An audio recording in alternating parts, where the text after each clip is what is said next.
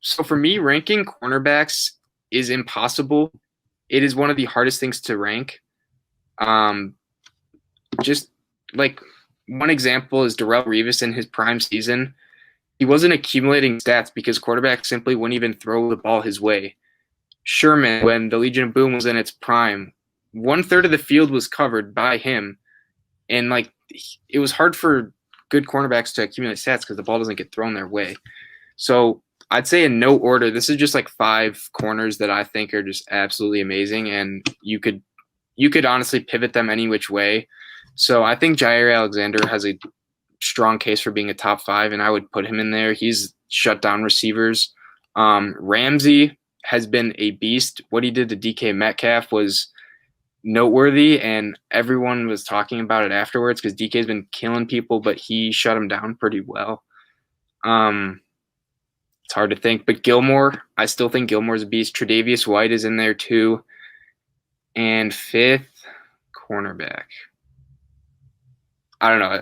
I can't think of a 5th who. All right, I'll rank mine. Top 4. That's my top 4.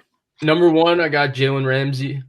Number 2, I'm going to go with Marlon Humphrey. Number 3, I'll go with Xavien Howard. Number 4, I'll go with Bump and Run Gilmore. And number 5, I'll go with a tie between Trey White and Jaire Alexander.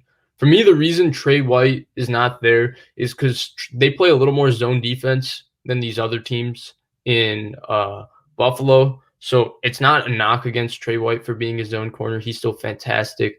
I just think that Marlon Humphrey always guards the best player in one-on-one. Same with Xavien Howard. And Jalen Ramsey, everybody's known. Like, we saw what he did to DK Metcalf. He's just one of a kind.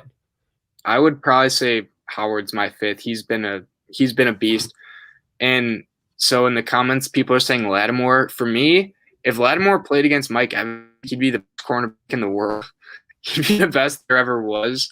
I think he's just too inconsistent, though. Like, he on national games when everyone's watching, like, he will just put on a show, and everyone's like, geez, this guy's a beast. And then there'll be games like against the Lions or something, and Marvin Jones will pop off against him.